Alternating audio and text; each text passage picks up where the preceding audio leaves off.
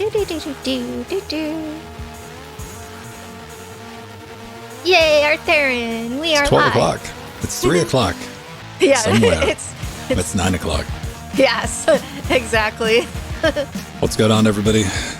Reminiscing. We're going to reminisce about Google Plus, and maybe we'll be able to do something about it. We'll bring it back. We'll resurrect it. We'll make it a thing. Because I've thought to myself, probably more than this last week, like, how hard would it be to, and I'm like, do not start a social network, Ben. I'm like, right. No. I'm not a clever man, but man, I'm clever enough not to dance in those. Getting that ball twine. No, I don't want to mess with that. Hello, everybody. That should be going out. That should be going out. I need to click publish, and I need to do a quote and say "We live," which is code for "We live." Yeah. And that is done. That is together. Now we just gotta wait on the bot. Yeah, I'm going ahead and put it in general. I don't double post it. There we go. And TwitchBot should kick in just a moment. Weeks don't mean anything at this point, Arthur. Do you know that? Days don't mean anything. There's like work day, not work day. That's about it. It's all blending together. Arthur, and I am happy I get a couple days off because we have our Thanksgiving holiday here in the U.S. So I'll get Thursday and Friday, but I got to work Saturday and Sunday. Is that this Thursday and Friday? Yeah, tomorrow. All right. Oh, I might do something on, let's see. No, Jordan's going to be streaming on Thursday. Canada doesn't. Canada's already had Thanksgiving last month. Yeah, they already had theirs, so. That's going to be a thing. Yeah, I don't know. Wait, let's get that. What am I in? I'm in the wrong show? No, I'm in the right thing. All right, I'm in live. Let's get that together, reset the clock. We got about 9 minutes. We're going to stay on a tight schedule today. Okay. And let me get that loaded in. Do I have props? Yes, I do. This is the camera that I've used to record everything. Yay! For a long, long time. This is a Canon Vixia. Oh, yeah. I remember when you got that. You loved it. And we got the old newness. Yeah, there, and I got my emoji cup. Full water again. Next week I'll show off a new one, but I wanted to reuse this one. It's one of my favorites. So many beautiful emojis. Yeah, so I have 4 emoji cups with different designs. So this is the one I used last week. But next week I'll show off one of the other ones. One of my other favorite ones has a lot more pink in it, and unicorns.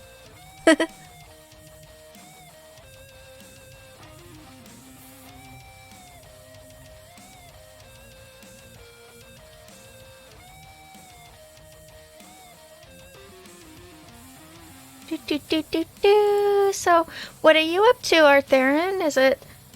I'm imagining it's pretty cold right now where you're at. Are you getting snow? I know in Germany, I guess they didn't. It was cold, but they didn't have snow yet, from what I saw. No snow yet. I was listening to still listening to it because I'm like 3 books in, but then these dwarves show up. It's some fantasy series that I'm listening to when I'm going to sleep. Like, whatever. The dwarves show up. The dwarves are speaking the equivalent of old German. Cool. Like, no, it's annoying because it's annoying. they're trying to play it off like, oh, this is the dwarvish language. And I'm like, no, I understand like 99% of what you're saying. And I mean, it's the equivalent of the Germanic language, the English, when people were saying, yeah, like ye and stuff like that. It's that. And the guy's just passing it off. I was like, this is just the dwarven language. I'm like, correct. That is so lazy. Yeah. Funny. I think I will go take a break real quick and be right back. All right. I'm looking around. I'm watching people play the Devil May Yeehaw. I posted that in Discord yesterday. I forgot the name of it. It's on my wish list, I think. Is Steam open? Yeah, look at that. I got Steam open, so I'll be able to find this.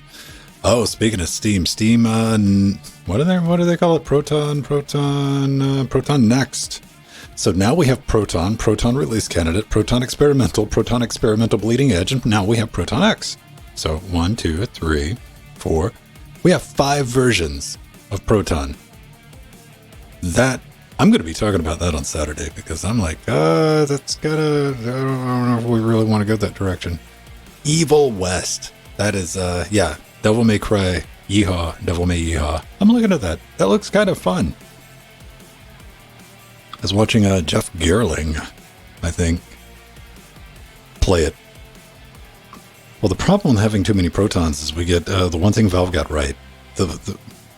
Here's what Valve got absolutely right. I'll go over this. I'll say this to my dying day. This is the reason Proton adoption took off, is they got rid of going to Wine HQ or installing this, and Wine Tricks, and then maybe you get that one game working. What did they do? They give you a play button. You clicked on play, and it either worked or didn't. We don't need to go back to this. I don't want to have to be. I can envision a future of like, I can't get this game to run. Oh, no, that's fine. You need to install Proton 5 RC, whatever. Like, you don't want to. I want that to be automated. Did anybody buy anything during the autumn sale? I spent money yesterday. Not much.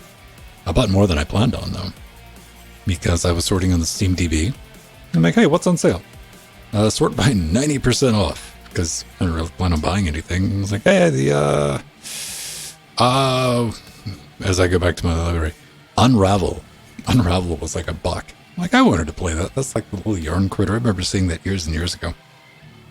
I'm like, you know what? I'll give you $1 for that, even though you're EA.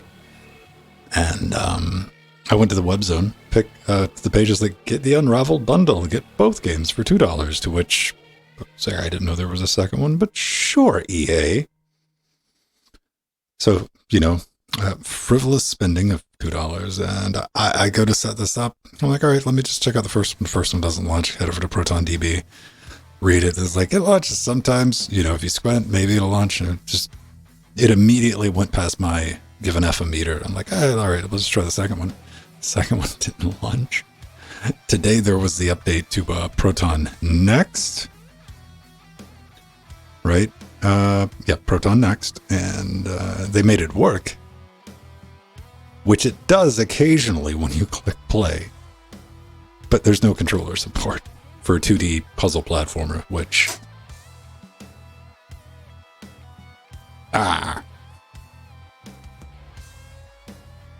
It's alright.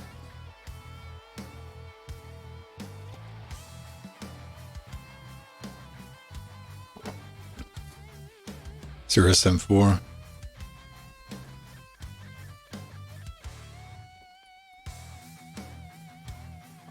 Didn't you get me a copy of Serious M4, Theron? It was you or somebody.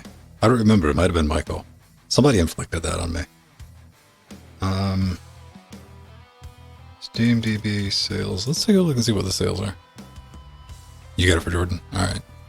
I think I have a copy of Serious M4 is what I'm getting. I'm not 100% on it. I might not. Let's have a look. So, rating 60%. That's going to be fair. Discount. Let's see what we got. Let's not be too greedy. Let's go 85. There we go.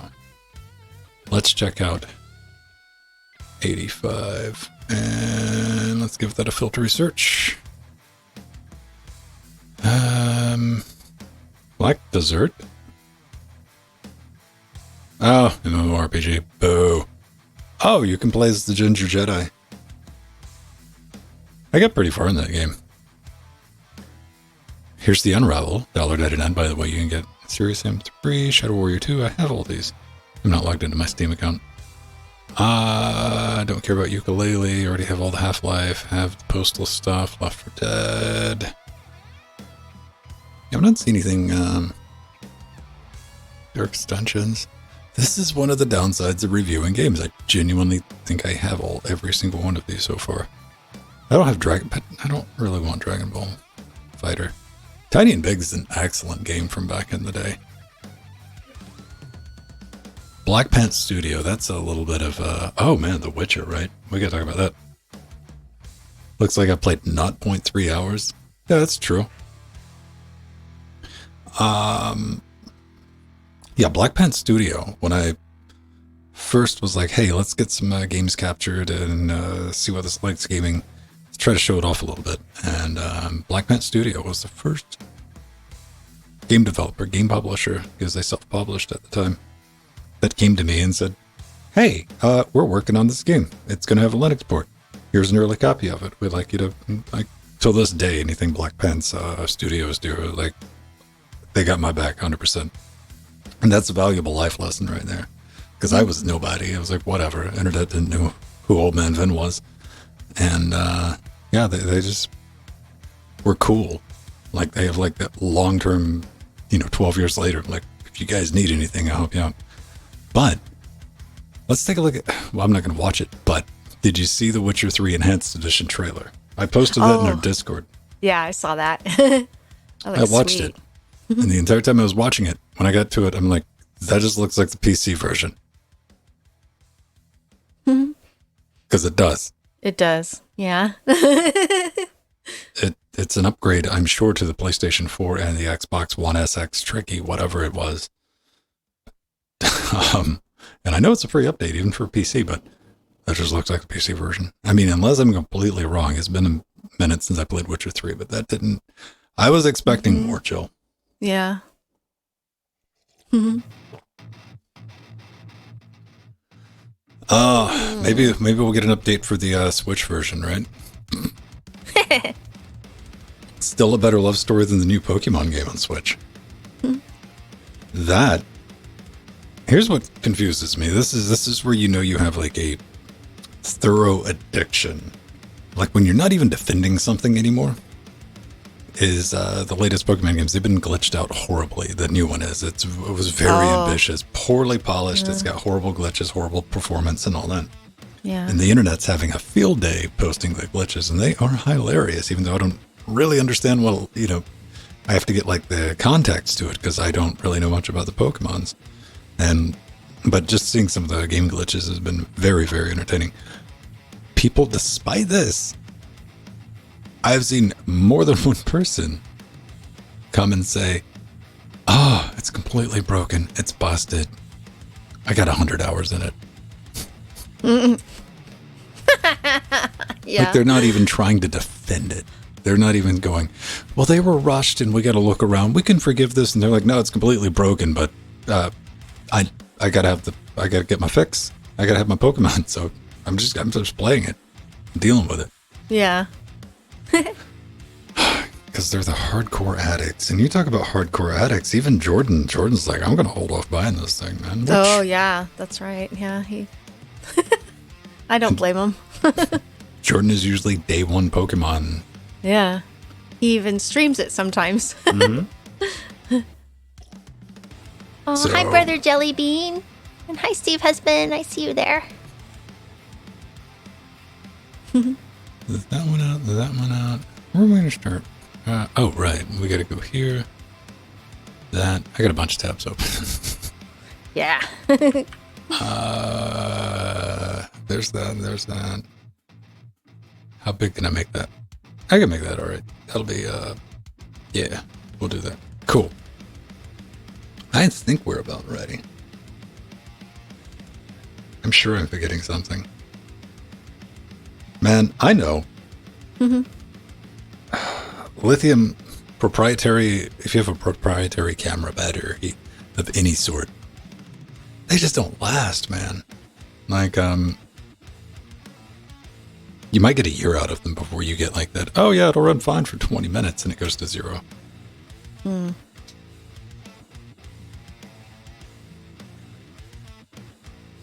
VWV. Hello, welcome.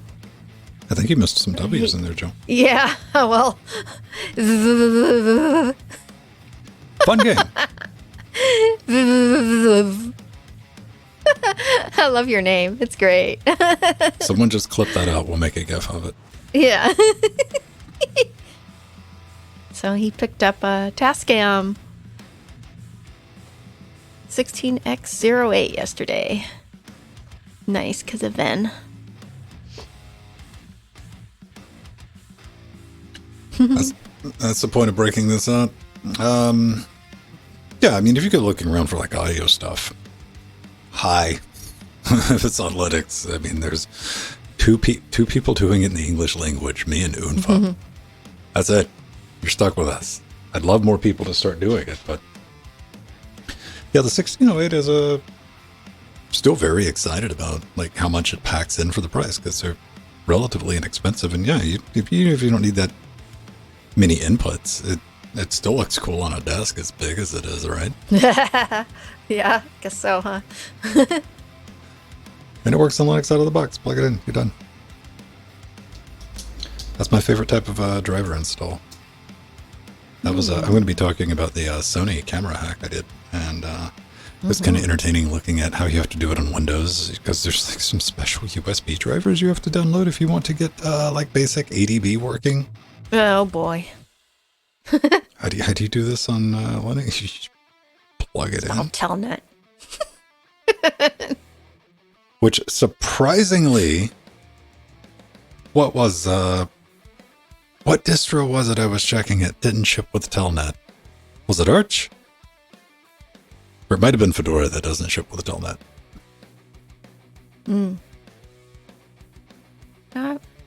Never tried to install it on either Arch or Fedora. Might have been Fedora. I've had it on Debian. Well, this is the thing. I mean, when was the last time you legitimately used Telnet, right? Yeah. Like, the 90s? Yeah. BBS's. Definitely, I'd say safe bet. Okay, no, I take that back. I was going to say 20 years ago.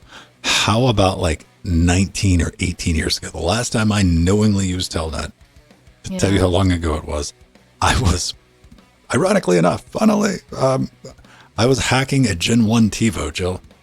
Yeah. With Linux. Because you had to Telnet into the Linux. I had to make the cable, which you had to make a little special COM cable to hook that up. You remember RS-232 ports? Yeah, this is how long ago it was, because you had those COM ports, physical COM ports on the back. Plug that in, make my little cable, and plug it into the TiVo, and you could Telnet into the TiVo and flip a bit. Very similar to what I'm doing with the... And that got your unlimited recording in your guide to pick up and all that. That was a long time ago. Yeah. That was the last time that I remember using Telnet. That might be... there was one other device I used it for, and I can't remember what it was, but it was still over 10 years ago. But I do remember using it on the TiVo. It's just... Yeah, my brother still uses it to test ports. Yeah, that's a good use. Yeah. Jordan was like, yeah, I use it all the time with stuff he does with cloud computing. Yeah. And apparently my brain, I can't spell Telnet. I can't tell you how many times I had to go back and correct Telenet. Oh, okay. I don't think I've ever made that mistake. That muscle memory to type in Telnet is just gone. That's my brain's like auto-correcting that to something. It's like, Telenet? What do you mean? I'm like, no, I meant Telnet. It's just not something you normally type out these days. My brain's all down for it. Fortunately, Google Docs is like, that's not a word. I'm like, correct, it's not. So, yeah, Telnet's kind of like FTP. It's just not something, rightfully so, people don't have to use it. You're just not exposed to it, right? Yeah.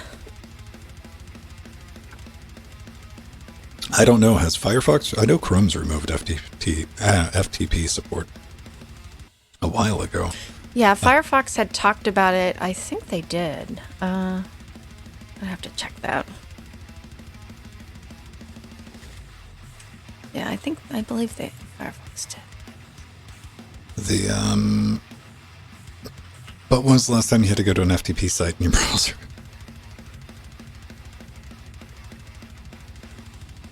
Okay. The last time I was like cruising around an FTP was probably getting like, it Yeah, had to have been a Linux distro, like looking for a package. They had removed it a year or so ago, but there's plugins to re-enable it and all that. Let it go.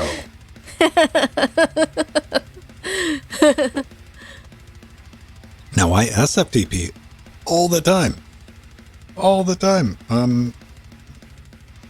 Straight from Thunar and XFCE. You know, I get like all of my, I just have it mounted on the system. You know, I got like a Linux Cloudcast or WebZone server, and I got some stuff sitting on Linode, and I got some stuff on DigitalOcean, and all those are just mounted like whenever I need them. Yeah, brother, I've used FTP on his server. Actually, not that long ago. I need to check up my backups. I had made some backups on his Jelly Bean server. Ooh. You got to do the backups. Always do your backups. Backup. Yeah, I have some important documents there backed up.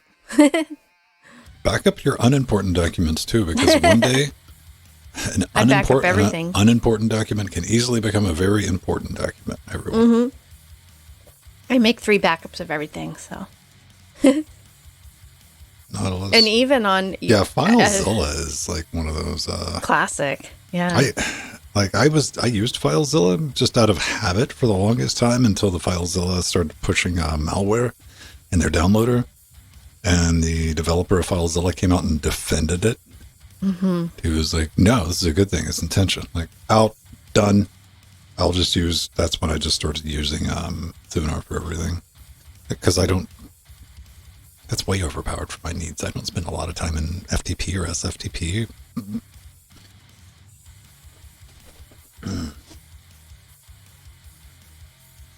Oh, yeah. Yeah, those days are gone. I mean, I remember ratioed FTP servers. That's how we used to pirate the music back in the days. Before that fancy thing, Napster, came out. Napster changed the game. And of course, I knew there were bots on IRC and stuff like that for music downloads. But... Oh, true, Arthur. And yeah, I've used Nautilus and Dolphin before for FTP.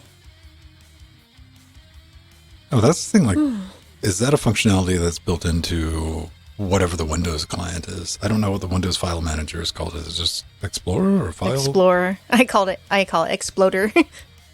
Just like Internet. There's Internet Exploder, and then there's Exploder. Oh, no. I used to, absolutely. I mean, I was a dumb teenager. There was no allegedly to it. I pirated stuff, and statute of limitations, kids. I'm well outside of that. Here's the thing, though. I grew up. I buy my music now. You're listening to purchased the stream music. I had to buy a license to be able to stream it, which I own. Speaking of things I got backed up, I got those PDFs backed up just in case somebody, again, you know, for the 11th time tries to come after me. It's like, I own the copyright to that song. And it's like, I will take you to court and make show content from it. Let's go. Poof. They disappear. Yeah, pay for the stuff you like. It's pretty easy. Never heard of Napster. I didn't hear of Napster. I was in uni.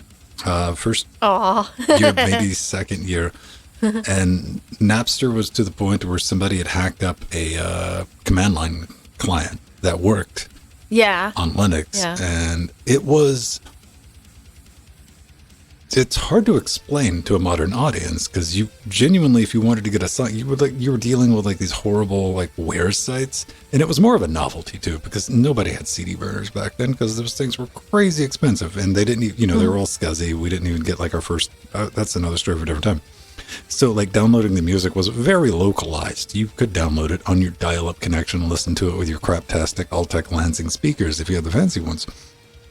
So, but you would end up on like trying to sort through all these where sites with imagine an entire page that has nothing but download links on it, download now, and you had to do some critical thinking and figure out which one actually led to what the one song you were trying to find, or you ended up on like FTP sites, which required ratio where you had to upload or download. We didn't have torrents back then, and search engines, Google didn't exist, things like that.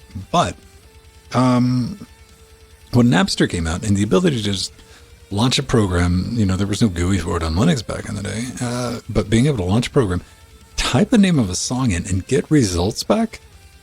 That was sweet. That was game changing online. It was like you were excited about it because you were seeing what the future was. You're like, oh, that's how this is going to work. And I remember using the command line utility too. Just like, what? And you downloaded it. It was an MP3, quality, like whatever, 128. I don't remember, 96. You get bad codes. But it was the ability to just search for things and find them, and you could download them. And then, later on, you could burn them to disk. Because I absolutely spent a weekend learning about generic SCSI host emulation with ATA drives under Linux and building a kernel to make sure because I bought one of those first gen ATA CD burners. PATA, parallel ATA instead of SCSI, and those things were dodgy, but they worked. They worked. And it was, I think, maybe 300 pounds. It was, which is crazy cheap at the time, because you were looking like the other option was like external SCSI drives, which were crazy expensive. Which I have, probably several hundred of. Yes, had to use those a lot. External drives for all my animation. Oh Lord! But it's definitely changed. You sit back and you think about it these days, and this is what it's come into. You got to thank Apple for the most part, because Apple walked out with the iPod, and then that. It didn't. They didn't invent anything with a portable MP3 player, but they legitimized it. They created a store. They set the price at 99 cents. Yeah. They got the record industry to go, wait, what? And you're like, aha! Now you got to play ball. Then now if you want a song, you can just go online and pick it up, buy a single track. Arthur, and I actually never pirated my music. All the music I downloaded from Napster is music that I already had in my collection because I had. Oh, that was still pirating. No, but it was the digital format, and it made it, when I was doing internet radio streams, it made it easier. Still pirating. I mean... Not if I owned it. Yeah, you were allowed to legally. use it yourself. Well, the DMCA didn't exist then, so it was legally pirating.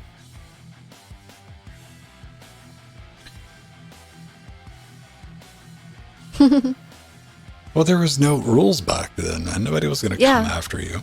No. And again, they weren't worried about it, because you think about this is like the whole, you get into the ethics of piracy, like duping a tape piracy. It was at one time, yeah. Cassette tape, you make a copy of that. And if you go down through the Digital Millennium Copyright Law, which we have in place right now, yes, you're allowed to make a digital backup. You are allowed to make a digital backup. Yeah.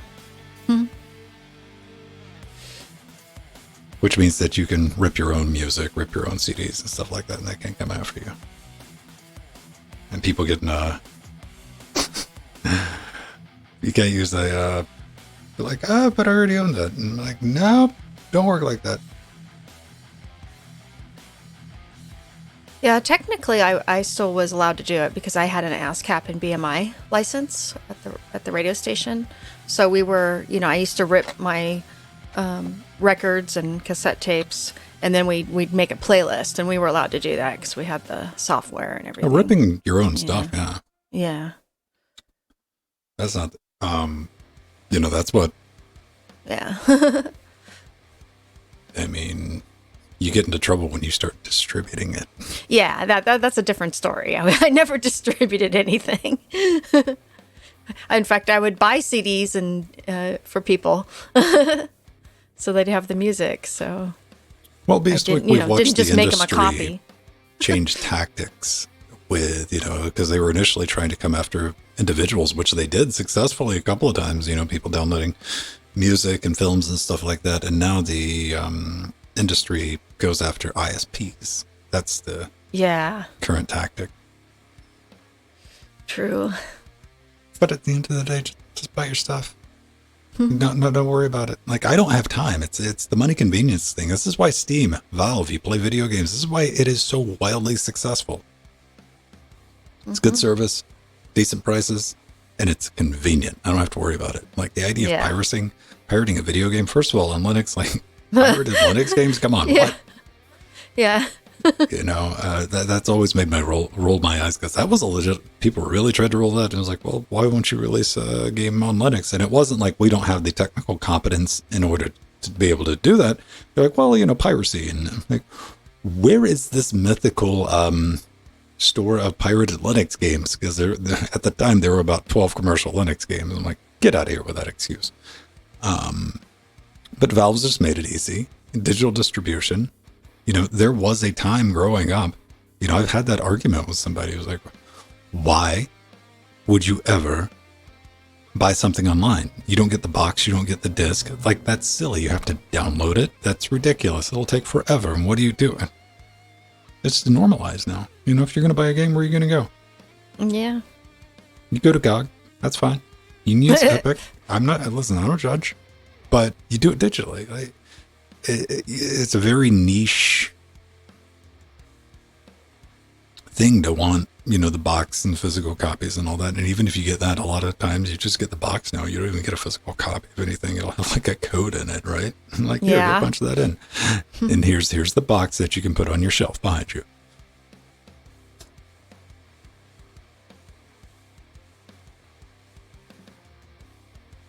Torrent clients. Yeah. I don't know. I mean, that's like, even with like torrent clients, like, don't use public trackers. Step one.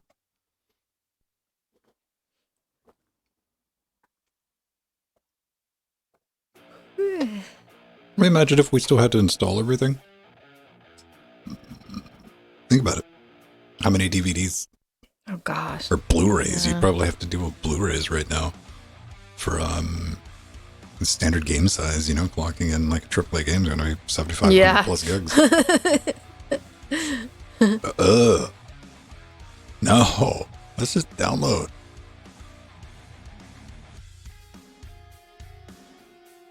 And you can back it up and you can save it. I mean, it's not. I don't require physical copies. And if something happens to the point where the internet's down, like for any prolonged period of time, I don't know. What do you think is going to happen if the internet goes down for a month globally? What would happen?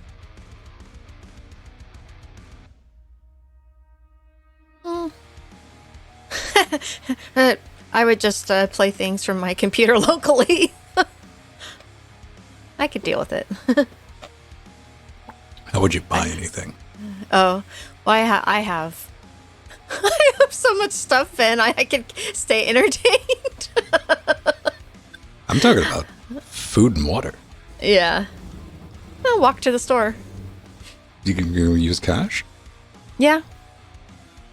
Because you can't go to an ATM. Yeah, I have cash. You got enough cash on hand to last a month? Yeah. No, I want to know why you have so much cash sitting at your house. Are you dealing drugs, Jill? No. It's just something I was taught by my parents and my grandparents. I always have you always have a cash stash for emergencies. To tell the internet that you got a lot of cash at your house? No, for earthquakes and no. Well, yeah, but they don't have access to it, so. Pretend Jill didn't just say that. Yeah.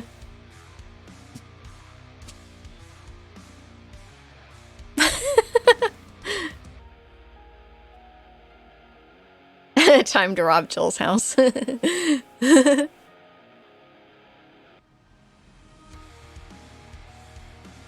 But then you get done like the inventory tracking. Internet goes down for a month. It's going to be chaos. Oh yeah, no, it will be. Absolutely. The cashiers at the stores will have to learn how to use longhand again, and it's just like I did when the power would go out when I was working retail. I remember doing that. If the power goes out, we won't last a week. We'll be power like a power failure. No, you got. See, I think civilization could survive a month without the internet. There's still enough people kicking around. You lose power for a month in Western civilization, like globally, like everywhere where there's no like place to get to. You're going to get very, very Mad Max-ish by the end of that first month. Yeah. Because you're dealing with complete communications breakdown. You're not going to have any access to petroleum for moving. Pumps aren't going to work. Food's not going to work. Supply chain's going to be completely broken down. Yeah, it will.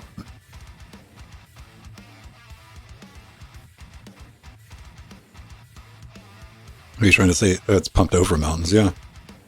So like whatever you got sitting in the water towers locally, that'll be gone, what, 2 days?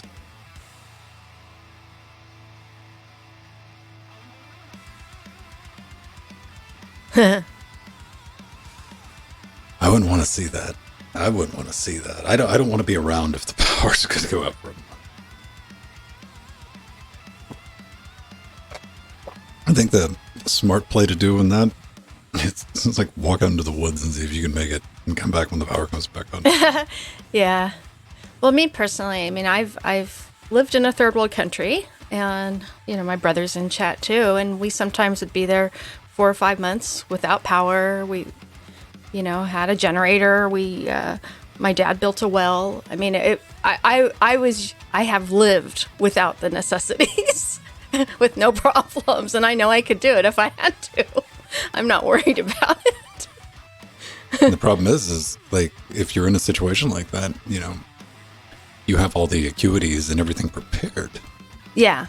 And we actually, I need to do a little more on that, but I do because of earthquakes. You know, if we have a big earthquake, then we have to be prepared for at least a month. Steve, who made fun of your driveway cabbages?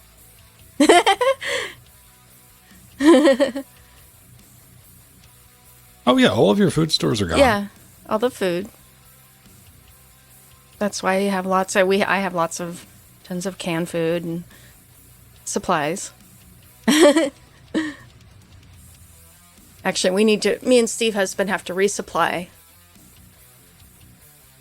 Yeah, it's something, you know, I grew up with here in California, being, you know, with the threat of an earthquake, is we've had to think about such things.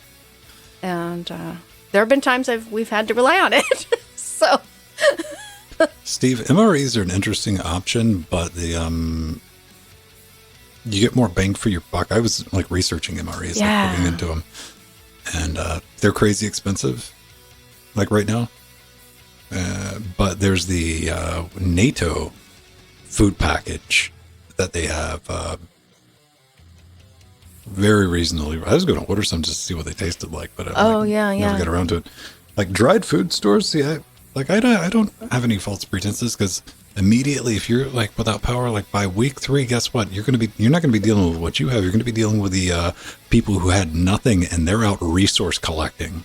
Yeah. And you have resources. That, like I said, it's going to get Mad Maxy real quick.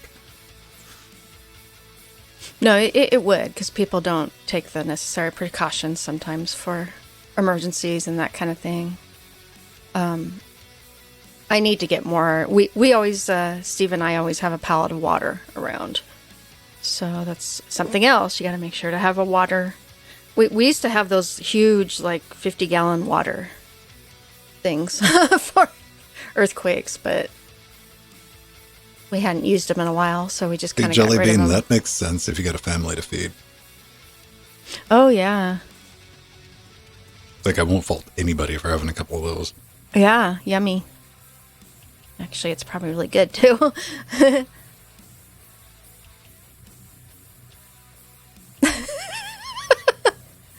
But yeah, it's a matter of just thinking ahead of time, being prepared, and, you know, making sure you have enough food. Like I said, me and my husband do need to do some updating on that, but we do have, we probably have enough food in the house for at least a few weeks, you know, of cans and whatnot, canned food and water. But yeah, we could do more too. And you know the power's been out too long when you're eating dog food. Yeah. Shelf-stable mayo. Well, I mean, I personally know how to go to the ocean and catch my fish, so I live by an ocean. So I have, that was how we did it in Mexico. So whip out those fishing reels. What would you get? Dried or pickled mayo? Oh, no. You want like sun-basted mayo, Put it on the sun, let it get nice and warm. Ferment. Oh, I just noticed it's 12:40. Wow. We've been having a conversation. We've been having a good one, yeah. Let's see. Yeah, so it's always good to be prepared for things. Mm-hmm. All right. About ready to start? Mm-hmm. All right. Let me get down to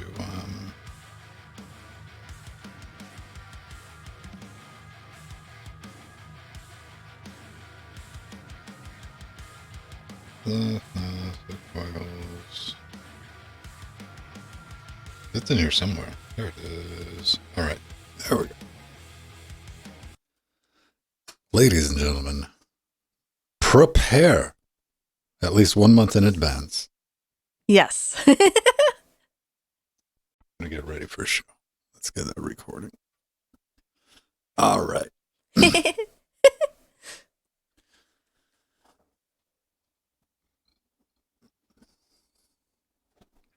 Hey everyone, welcome back to Linux Weekly, daily Wednesdays where we sit back, relax, take that midweek break, talk about some of the fun things going on in the world of Linux and open source. I'm Vin, that is Jill, and we just finished up a very long, detailed conversation.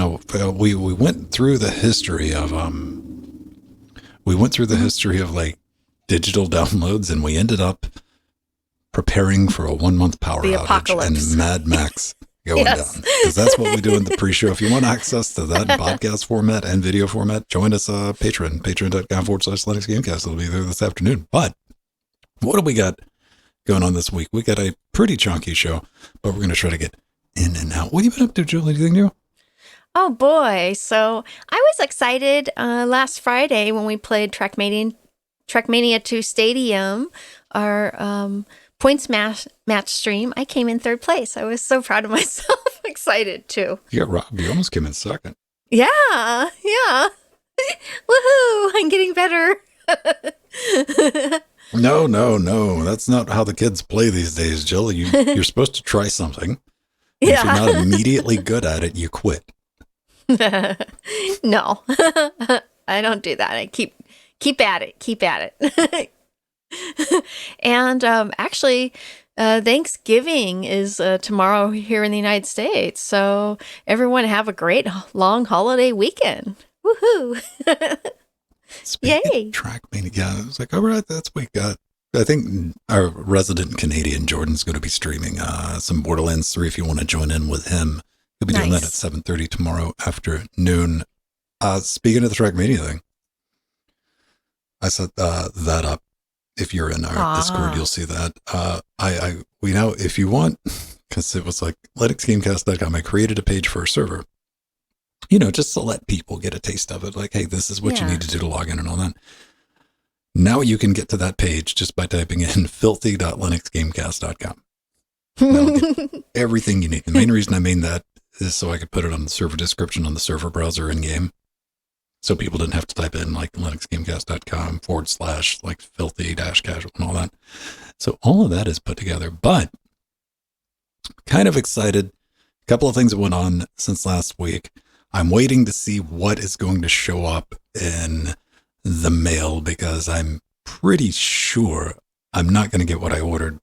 I posted last week in Discord. I'm like, there's a store on Amazon right now where you can buy 128 gigabytes of RAM for $39.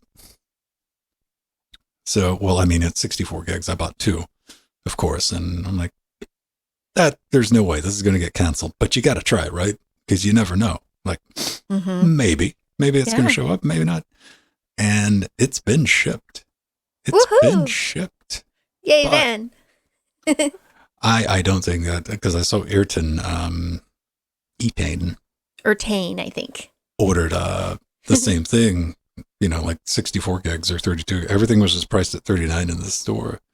So it ended up being like DDR1 or something like that. Oh, okay. But they issued a refund. So I'm just curious to see, if something's going to show up. I was hoping it was going to show up today, but I guess maybe not. Maybe next week we'll have whatever's in the mystery boxes, but I didn't expect to get anything. If they're going to refund it, I don't care, whatever. You got to try. You got to take that swing every now and then. Yeah, because absolutely. That might show. But not to be deterred and sticking kind of on, I am going to be building a thermal nope box. Yay. What's not that intel, Ben? Let me show you, Jill. Because I am building. We're going to start a micro ATX, not like super small, but I got to replace, I don't have to, but I'm going to replace one of the 3 boxes under this desk, which are, the slim business pieces. Yeah. Small form factor. Yeah. Not like the super crazy little tiny ones. But, still slim, which I was very, not upset, but I was curious. Like, no one makes a case in that form factor for an ATX motherboard. And you think maybe they would, considering everything has an iGPU these days, right? Yeah. Yeah, that makes sense. It's hard to find. Doesn't exist. And, so yeah, this is what I'm going to be building for a couple of reasons. One, I'd like to have just an AMD system, because it turns out 5600G can run Trackmania. I tested it on Jackbox. 1080p 60, no problem. But for other game testing, so I'm going to turn Jordan's box, the box you're on right now, into like a super box. But it's still just primarily it's going to be doing this. It's going to be running just the Jitsi and basic video back and forth, but it's also going to have the capability to act as a streaming box for games and stuff like that. So you can be in spectator mode.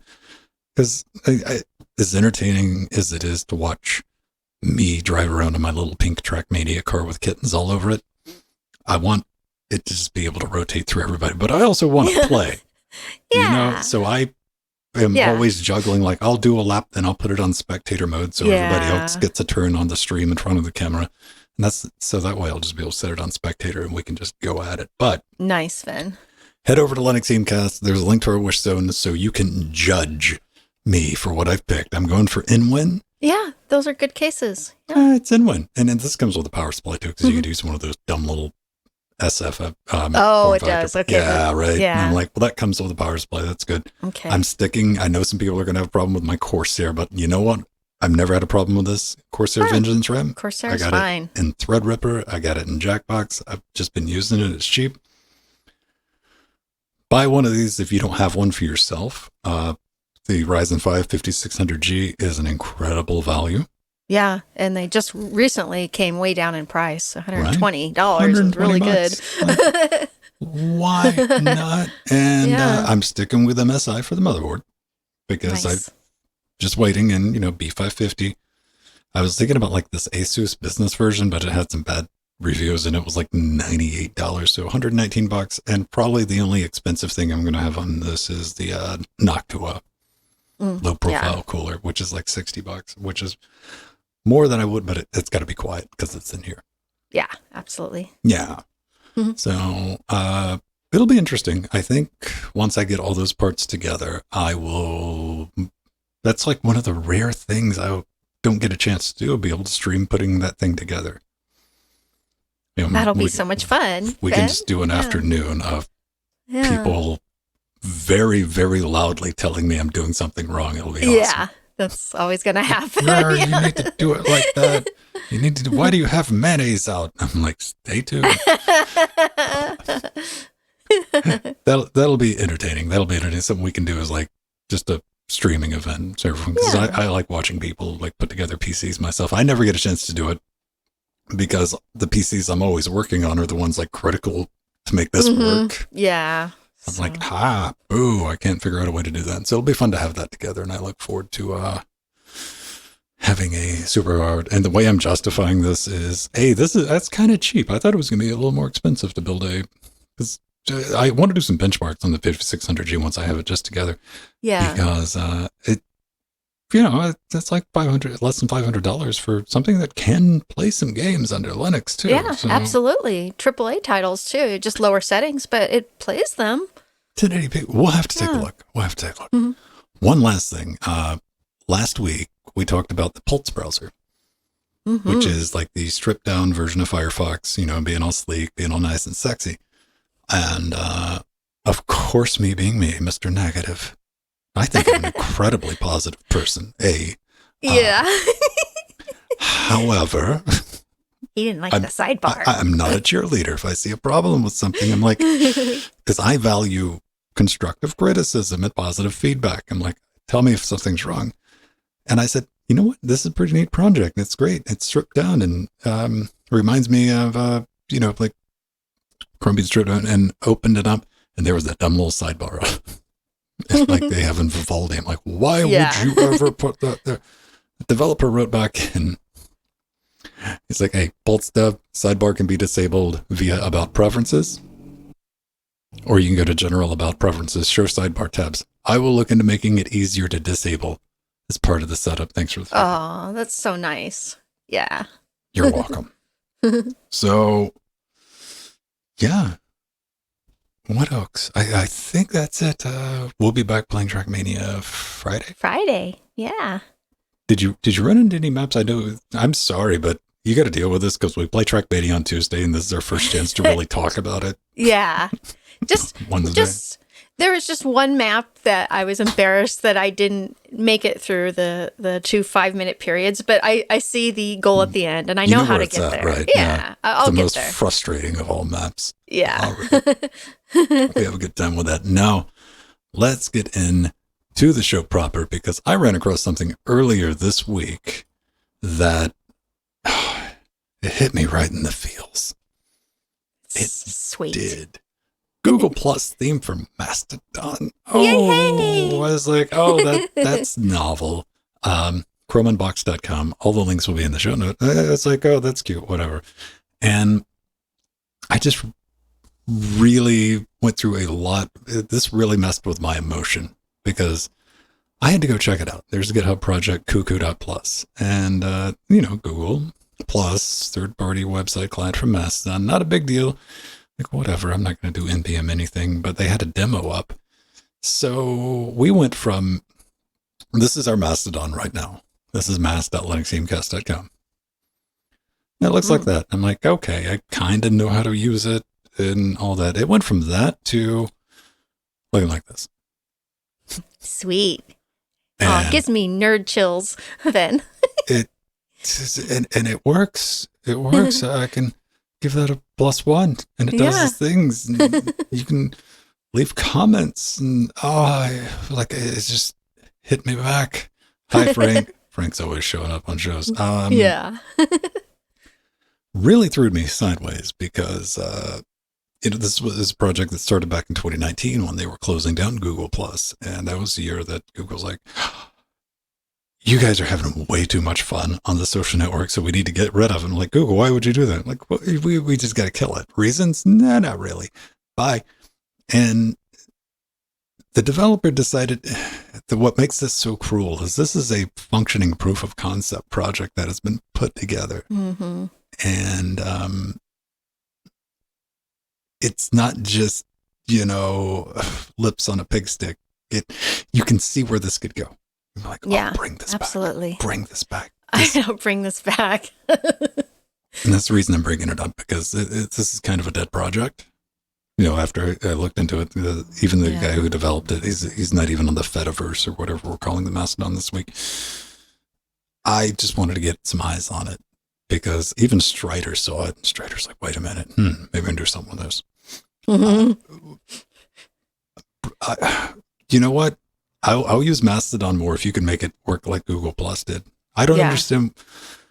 And me too, Ben. What are your thoughts on this, Jill? Because I didn't think I had nostalgia for Google Plus, but I was wrong when I saw this. I'm like, oh, I remember this. This worked very well. Same thing. This is actually now my default Mastodon interface. And, this is how I found Linux, not how I found Linux Gamecast, but this is how I was originally talking with Ven and Pedro and Jordan back in the day when we were all in Google Plus. I love those days, Ven. And, but yeah, there's, this was a work in progress. So one of the things that doesn't work, for instance, is when you click on your profile, the default Mastodon page actually comes up instead of the Cuckoo Plus interface. But that's not that big a deal. It's functional as it is. And it even has, like, it shows you a pop-up of the number of notifications for new messages on the top page, just like Google Plus, whenever you get a new message from one of your followers, or if you're in your home feed, or if you're in your public feed on your server, I'm sorry, your local feed on your server, or the public Fediverse feed. So it's so much better organized than Mastodon is. And like you said, Ven, being able to hit the +1 like we used to in the Google Plus days just totally gave me nerd chills. I'm like, I could live with this. I want this. You want me to use Mastodon more? That's how you do it. Yeah. Or you know what? Just give me a 1-to-1 clone of Google Plus. Somebody bring that up. Bring it back. Make it a thing. And because Mastodon, the discoverability with Mastodon for me, like that's adding the problem. Yeah. And the search isn't that great. Yeah, you have to know exactly the name. And it's just, it's hard, especially for new users coming in. We got, I think Stephen Fry last week. Stephen Fry's like, I'm moving into Mastodon. And the post was like, how do I use this thing, man? Yeah. But I don't know. Like, make me happy. Somebody pick this up and like, let's roll our own. We can make our own Google Plus. And despite what the internet believes, Twitter's not going to explode either. So let's make Mastodon give it that extra special, like, give incentive, right? To get people to bump over. Maybe all those workers that aren't working at Twitter anymore on their free time, they can work on the Mastodon project and improve it. Oh man, I've seen a lot of people bounce over to try Mastodon, and for the first time, Mastodon account since Civic set up our Mastodon server, and like, well, I guess I need to set 2018. 2018? Yeah. Okay. Yeah. And I try to use it, but I think the barrier is like finding more people on it, because you have each instance and you get to know like what instances to follow. Like I don't have time for that. Mm-hmm. I don't. Or the desire. Maybe that's it. But then again, I don't get TikTok either, Jill. Yeah. I'm not going to pretend I do. And I've had TikTok explained to me with a teenager on end. I'm like, yep, don't get it. Don't care. Yeah. So I don't know. One of the tricks to search on Mastodon is using hashtags, like use hashtag Linux or, hashtag LGC or anything else you need to look for. Use the hashtag.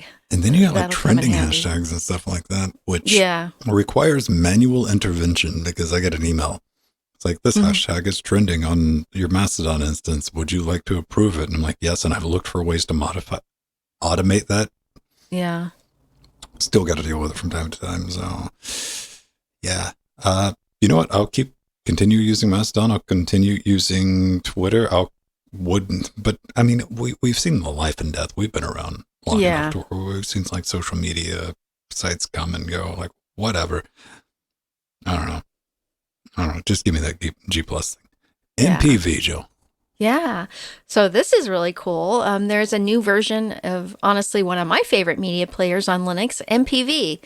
MPV 0.35 is out, and it includes a Pipewire backend support and many optimization improvements. So for those of you that don't know, MPV is an open source and cross-platform video player, which is a fork of MPlayer 2, and it was created in 2012. And one of my favorite features of MPV is, it's extremely advanced command line features. That's how I like to use it. And it's like, it has those features like the original M player, and it has a very easy to use, minimal user interface. And it having Pipewire audio backend support available is really wonderful. And then it says it should behave similarly to TAC AO Jack. So if because I've run Jack with it before, so it'll be nice to be able to use Pipewire with it. And Pipewire, that's the thing for people. Watch this. For people who can't figure out how to use Jack. Yes. Okay. It is. Yes. Pipewire is that Jack overlay. I kid. Yeah. Not really. The other cool thing about the newest version of MPV is that it has DMA buffering capability, which honestly will result in your battery on your laptop lasting longer because the CPU has less of a workload. And when I was thinking about this new DMA buffer capability, I was thinking about this also will optimize MPV even better for running faster on older hardware, which I do. I run MPlayer and MPV on a lot of my old machines. And this is a really nice feature, making MPV play on even older machines. It's really nice. I use MPV better all the time. It is... it's my go-to. Yeah. It's my right click. I use just the very basic bare bones MPV, GTK. Yeah. And the main reason I use it is I use it for like this show this afternoon. I'll be using it to make our timestamps. Yeah. Why? Because MPV has the best scrubbing out of every media player on Linux. Mm-hmm. When you're talking about like frame by frame, like speed scrubbing, where I can go through real quick. Like VLC wants to do everything in chunks. Yeah, chunks, or MPV, you could do it a frame at a time. It's nice. Right. So I can just hold down right or left and like scroll through. I'm like, oh, now we're talking about that story. Yeah. Let's write down that timestamp and we go to the next one. Really good to see this. I don't really kind of miss. I kind of miss the interface for MPlayer though. That thing was snazzy back in the day. I know. I still use MPlayer. Then in fact, I still compile it for all my machines to get that extra bit of performance, especially out of my old systems. I love MPlayer. Oh man, we used to have such cool, weird interfaces, and the one. All the skins. Yeah, it's like that line with a circle in the middle, and it was like, it's just weird back in the day. But one of the cool things, like that origin and story of like MPlayer. MPlayer was one of the, I think, the first. Yes, it was. Yeah, there's a Unix port. I mean, you could play it on Unix too. In fact, I first used it on Unix. To finish the sentence. Was one of the first to implement NV decode. Ah, yes. True. Which was a game changer because we had single core CPUs back in those days that couldn't play 720p 60 video. Full tilt, latest AMD Athlon, whatever it was struggling with drop frames, trying to play 1080p 60. Just forget about 1080p. That was just a moon resolution that crazy people used. And NV encode or NV decode gave us that ability because you could compile it, and all of a sudden you could watch 1080. You could watch HD. We used to call it 720p 60 or 720p 30 HD video because it looked amazing on our 15-inch monitors. Yeah, it really did. And I used to use Mencoder. It's like FFmpeg, but it's the client that interfaces with MPlayer. And I used to always do compare and contrast the speeds of FFmpeg with Mencoder. That was always fun. The MPV is just a really solid, it's my kind of project. And I know there's better front ends, if I say better, air quotes around it, more featured front ends than just the regular MPV GTK, but that does everything I want. Like, can you play? Yep, that's all I'm looking for. And I find myself using VLC less and less these days. Yeah. It just seems like it's a bit heavy. It is. But it does do everything, that, hey, VLC's still around. Like, that, because if it doesn't open with VLC, you got the problem. VLC doesn't. That's always been my thing. Good news. And I want to see more and more applications support Pipewire natively like this. Yeah. This makes me happy. I think it's awesome that it's coming from, the fork of MPlayer, which is supporting Pipewire first. You know what? Maybe VLC can learn how to support Jack properly. Yeah. Quit renaming my things. Oh, VLC does the most annoying thing with Jack where it like disconnects between songs. Yeah, that's right. Which, wouldn't be a bad idea if you only had 2 outs on your interface, because it's just, reconnect to your 2 outs and you won't have to worry about it. But I got a lot more than 2 outputs and it connects to the wrong ones. So, I don't know. More Pipewire. I look forward to our pipey future. Now, something I want to bring up. This, ladies and gentlemen, is the Canon Vixia. Vixia? I don't know. I think it's Vixia. Vixia. Yeah. HF R800 HD. That's right. This guy has been responsible for filming everything you've ever seen in the studio, for any guides or anything that's not the camera mounted on the wall on the other side of the room. I've been using this, and it's a great little camcorder. It's old and been around for a long time. Mike actually picked this up from our wish list years and years and years. I was so excited because, I finally got a camera to do like overhead stuff and guides and how-tos and stuff like that. It's been around since the beginning, and I don't think it's going anywhere. I'm going to have to put it next to like the original fine upstanding Cannibal wall or something like that. But it needed an upgrade. Something a little sharper, because one of the downsides about this being a camcorder is it expects, for whatever reason, to be outside. It requires so much light to get a good image out of it. And that image is kind of soft because, it's getting on in years. So I wanted something with interchangeable lenses where I could put a good prime lens on it and open it up and not have to worry about like crazy lighting. And I also wanted to see how low you could go and still have something that would have clean HDMI out. That's what I need for like streaming, because I want to do things like, hey, I want to build a PC, so I want to have that plugged into a capture card and an encoder. And I was starting this project a little while ago. Then all of a sudden, out of the blue, all the camera prices and electronic prices just went completely insane for a couple of years. Something happened. I'm not sure what it was, but it seems like the last 3 or 4 years, electronic stuff just went mental. Fast forward, like whatever happened has happened, and we're kind of getting back to regular normal times, normalcy. I've revisited this project.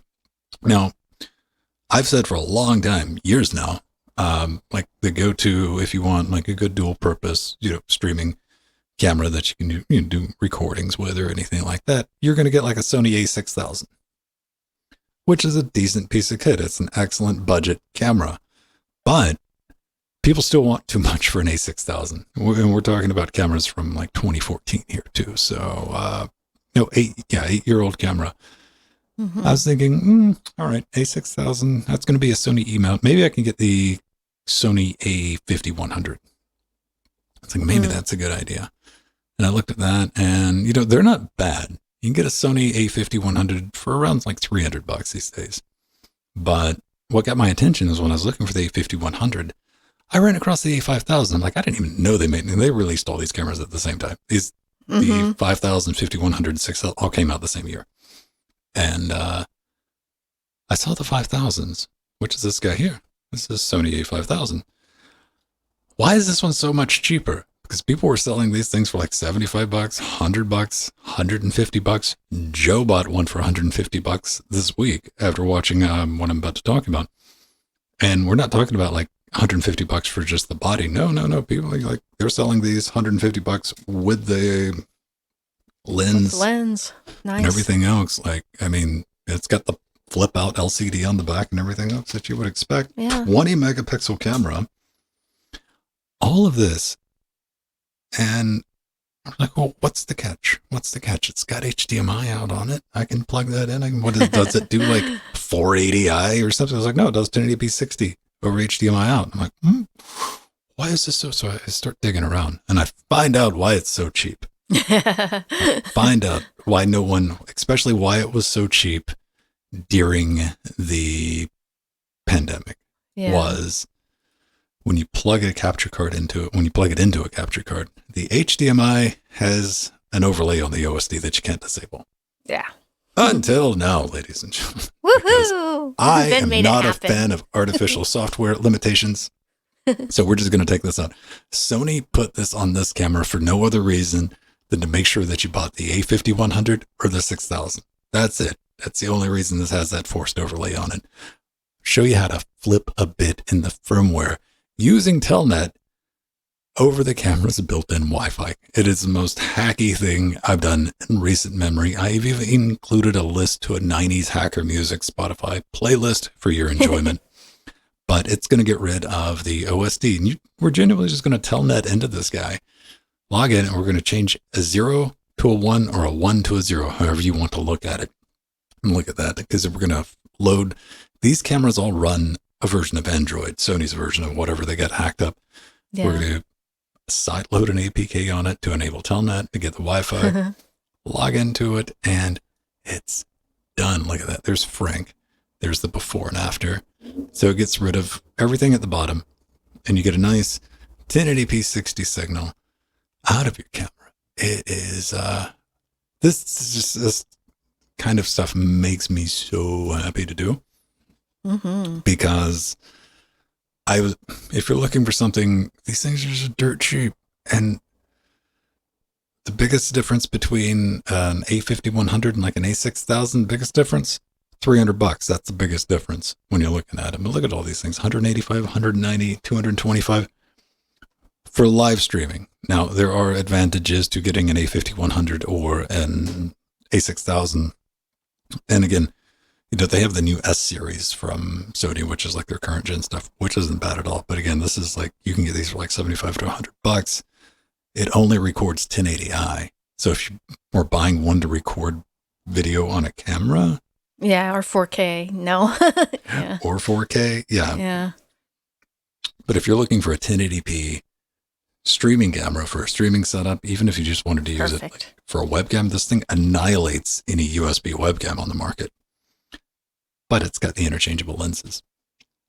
Yeah. That's nice, where it gets all of the Sony E-mount stuff. And Sony's got the nifty 50 if you're doing wide, but if you're doing, it's an APS-C sensor, crop format sensor, you get like a decent Sigma. Oh, what's that going to math out to? A cropped. So if you wanted to do something like, reasonably close, you get like a 24 millimeter prime lens. That should work just fine. You get a lot of light in there. And a decent piece of glass in front of it. So there you go. Go out and drive the prices of these up crazy high before everyone else does. Oh, that's so nice, Finn. Actually, as I was going through your tutorial and I watched the video, I realized, you know what? I need to pick one up for under $200 because it's a nice backup. I have the much newer version, the Sony Alpha A6400. With a 24 megapixel camera, and I've used the 4K video on it, but for streaming, you don't need the 4K. So exactly. Maybe for the future. Most of the time, like when you're streaming, yeah, like, we're getting 720p, Yeah. Yeah, and that is like the thing about it. If I got these things hanging off, poles and stuff hanging over things and they get knocked over, I break it. I'm going to be cross, but I'm only going to be like $150 angry, right? I'm like, I'm just going to order another one. The fact that it comes with the lens for that price, it just blows me away. It comes with a, what was the kit lens in these things? 60 to 50. Yeah. Wow. So, that's a decent enough zoom lens. And, you can put them in full manual mode, which is one of the things I like. So I can adjust my f-stop, shutter speed, and all the other fun ISO settings and get it like dialed into what I needed to do. Very, very happy with it for the price. And also, I love when we can take something and be like, you know what, we could make this useful if Sony didn't, we're talking about Sony, the people who created their own memory card format. Yeah. Yeah. That's Sony. And I can take, that would be awesome because I could still use my $500 lens that I bought for my Sony. It's an E-mount lens and you pop in and you pop awesome. Out. So that will be a thing. Okay. Ladies and gentlemen, we got to continue week 3 of things that are better than a pie. But if you like everything we do, you can support it. Patreon.com/Linux Gamecast. These people got access to that video like almost 2 days early because you get the first taste. Like I'm going to put stuff like that out and like take a look, see if you see any problems, see if you like it, give me some feedback because I'm doing these videos for you guys and just for the Linux community as a whole. And I want to make sure they're right and I want to make sure they're high quality. But you also got first crack at all the eBay listings. Now everybody's going to run out and buy these things. And that supports this show we do on Saturday, live streams we do in between, and a couple other ways. Head over to linuxgamecast.com/nothing. What do I have? I don't know. I don't have like a dedicated page for, we're really bad at marketing ourselves. Yeah, we just got like a support page. Yeah. So Jill's got a wish list. If you want to help Jill out and cover just Nightmare Fuel in the background. Give me more plushy penguins and some that light up. And mugs. Yeah. And mugs. Yeah. I always need a new mug to show off during the show. I got one for the studio. That'll get you back here on this wall if you're fiscally irresponsible. But I don't have anything that's RGB. Let me double check. I got nope. See, these are very green though. Do you have anything that's RGB? Does that motherboard have it? Probably not.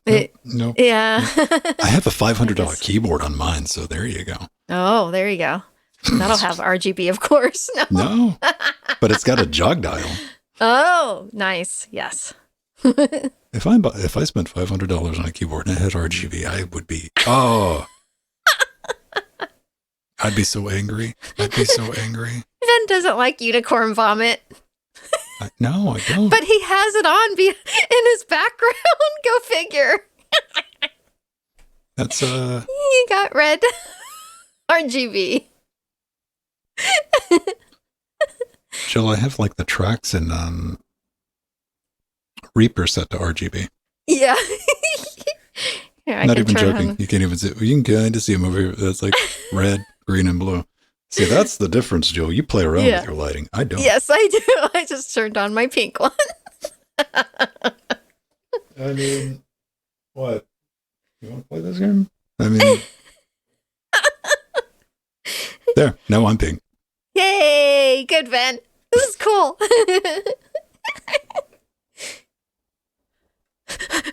It's great for audio listeners. They're very happy that we're doing this. They're like, what's going on? Having fun with playing with RGB. Tell everyone about the Raxa. RADXA. Yeah. So there is a new Rockchip RX 3588 chipset single board computer out called the Rock 5.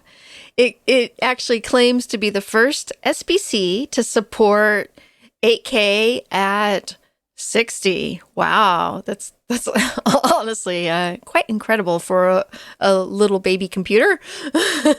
and this board has a quad core 2.4 gigahertz Cortex A76 unit, which provides the processing power. And it also has 4 Cortex 1.8 gigahertz A55 cores for efficiency and background tasks and multitasking. And so it has 8 ARM cores versus the Raspberry Pi's 4 cores. Pretty sweet.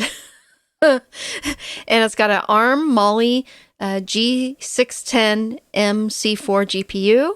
It comes in 4 gig, 8 gig, or 16 gig 64-bit RAM variants. And it also has dual HDMI ports, which support displays up to 8K 60 frames per second resolution, 60 refresh, and 4K 60 refresh. And it also has a micro HDMI input port supporting up to 4K 60, and a USB-C port and 2 USB 2 ports. It's got every port you'd ever want on this thing. It's loaded. I was pretty impressed, Ben, with the specs of this board. It's technology kept on trucking, and we understand. I'll bring this up each and every week. The Raspberry Pi Foundation has had like supply chain issues for coming up on 2+ years. Yeah. Technology has kept on trucking. You see things like that's what I was looking at. 16 gig board. Yeah. For $219, which Amazing. isn't bad. 4 gig is at 144, 144. 169. Yeah. And this one's not as incredible a deal as the one last week, I would say. It's definitely got some more oomph to it. Yeah. But still, $169 is cheaper than can't buy one, period. Mm-hmm. And it's going to ship within 14 days. Right? It's available. Do you think you'd be able to get a Raspberry Pi 4 in 14 days? Nope. Nope. Wait, not at a reasonable price. Okay, for under $200. Yeah, right. Yeah. Because it's like, I'm sure there's a kit on Amazon right now that'll be like, this is a Raspberry Pi 4 kit. What comes with it? A box and a Raspberry. It's a kit. $208. So it's going to be interesting. I think we're going to see, we got a rock chip based future because rock chip, they seem to be able to crank these things out. And, these are 8 core, big littles, but again, 16 gigs on an SBC. 32 gigs was available last week. Yeah, 32. I wouldn't even know what to do with 32 gigs. Yeah. Like, this is silly. And then this next version of this one will have probably 32 gigs. So. It's strange. It's strange. I will eventually buy. See, I was going to buy that little x86 one, but now I'm going to be building Jordan Mark II, the big box for your PC that you and Jordan are on. So that's going to be put on hold. But eventually we'll get down. We'll get the finances and everything together and pick up like one of those. Because Jordan got the one from last week. He got the one with the 3 Ethernet ports. Yeah, the one from 2 weeks ago. Yeah. It didn't come with the power supply though. So he was like, Oh, yeah. Right? Yeah. It was an extra $20, I think, for the power supply. And that was I don't know. I think he bought the $20 case though. Oh, okay. He did buy the 20. That was the first thing I asked him. I was like, did you give him $20 for that case? He's like, yeah. I was like, all right, fine. I don't blame you. Might as well, if you're getting that, because it's such a great deal for the board itself. Just crazy times. Look forward to playing around and all that, but we're at 40 minutes, so we got to bounce out of here, Joe. Yes. Been running a little long.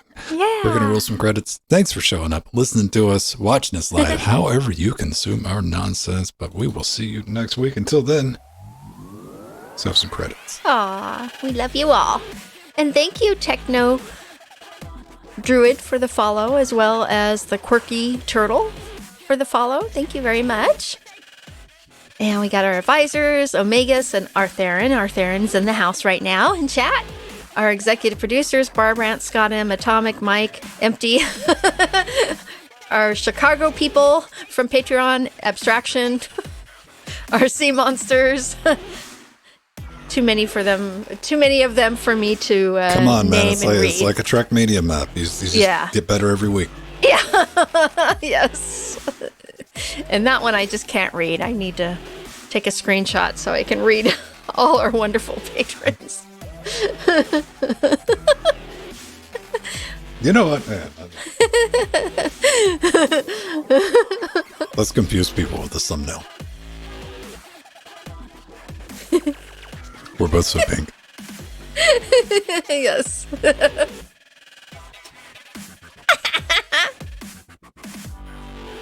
That was fun, playing with our lights. Hey man, I got a tablet dedicated on this desk. It's got nothing but like dials and things on the app. Yeah. I have a button that says blink, but I'm scared to push it. Yay! Yeah, the what do I got? I got 3. I got 5 RGB bulbs. Anyway. But the 2 I have in the overhead, the diffuse lighting. Yeah. I don't think I've ever changed those to anything other than on. Mm-hmm. Right, everyone. Pre-show, we got an after-show hangout. Got about 5 minutes because we did an extra long. Yeah. Intro, yeah, pre-show. Extra long pre-show. Oh, and I need to look at our YouTube comments because I just checked this morning And the YouTube app on mobile sometimes doesn't show the comments. It's so annoying. You got to hunt for the comment. I do I not know. like It's like, what is up You got to with scroll to the bottom and you got to hit this microscopic down arrow. Yeah. And then it'll pop up. Oh, gosh. Yeah, and I usually can't see it, so I have to check all the comments now on just in a computer browser. I check them on desktop, yeah. Yeah. Yeah. So right now, I'm going to go to Linux Gamecast, LWW. We can,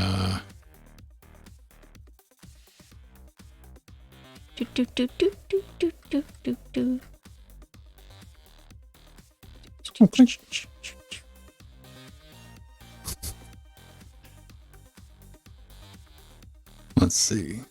There they are. Okay. Thumbs up to the developer. Awesome. Okay. Yeah, see, Nice. Do you know? Yeah, I gave him a heart. Okay. Yeah. Do you know how many channels do cross comparisons without showing the exact same portion of the image? Thank you, seriously. Have a heart.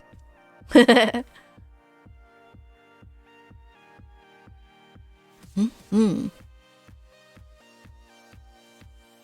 What? Thank you, Artherin. Well, it looks like we're definitely going to be getting that case, ladies and gentlemen. Courtesy of... Artherin. Big hugs. It didn't come with a gift option. Send me some hate mail. You have... You can apply 2 sentences for your gift option, and I'll make you a... That's another thing we never plug. Like, you can send in the gift thing.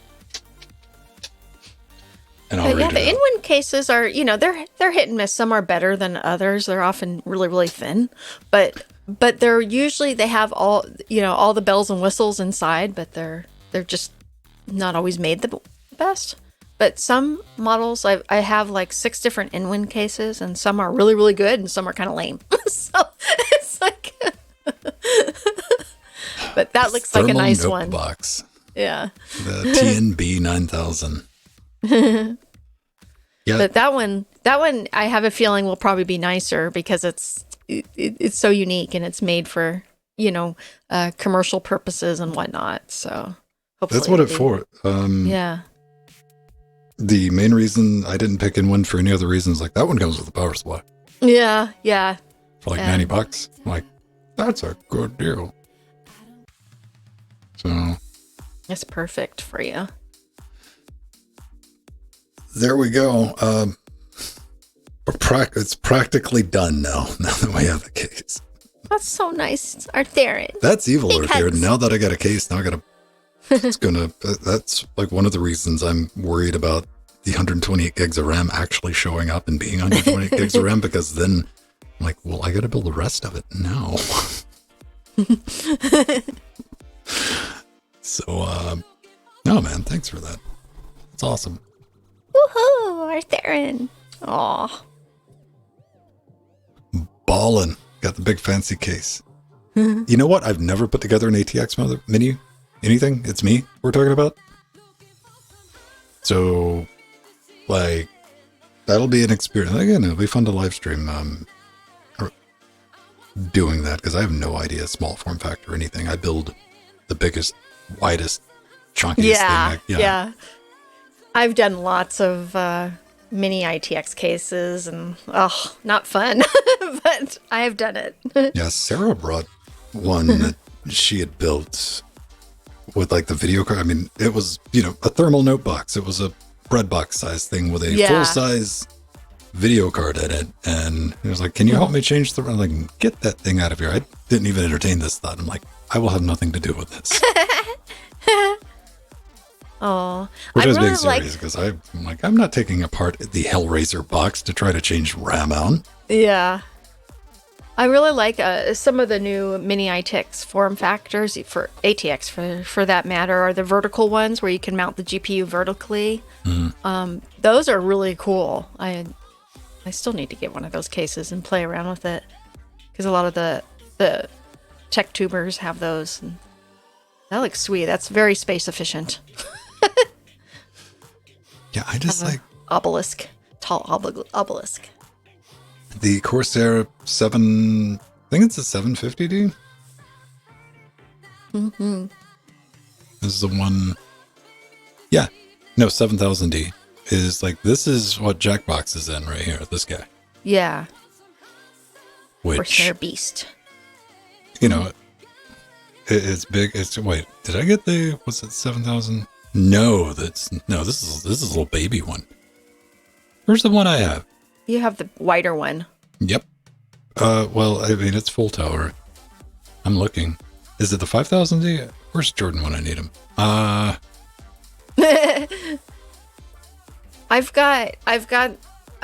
have the version of the case that you have, but it's just a little bit smaller. It's about a few inches lower. Yeah, they make. I'm trying to remember the name of it. It's not in front of me, unfortunately. It's in storage. So. This is I think it's hang on, I'm gonna find this thing. That's bugging me. Why don't you put the names on the front? Corsair. I thought it was a 750. Obsidian? That sounds right, like the Obsidian. Yeah. I think it might just be out of stock. Is this it? Wait. Yes, that's my boy. That's my boy. There he is. This is what there he is. Yeah. 750D. So I have the one with that has the 2 bays instead of the 3. That same case. Yeah. Yeah, it's got 140s on it. So I got plenty of room, and plus you can pull these drive cages out of the bottom. Yeah. Which is really nice. And it fits an ATX motherboard for your Threadripper. Mm-hmm. So. And the one I got Jackbox in is that Corsair Cube that Linux Nero got. I mean, it's like perfect square box, but it's Swiss cheese. That's why I got these, because they got holes all through them, and I can run the fans at low RPM and get a lot of airflow through without making a lot of noise. Mm-hmm.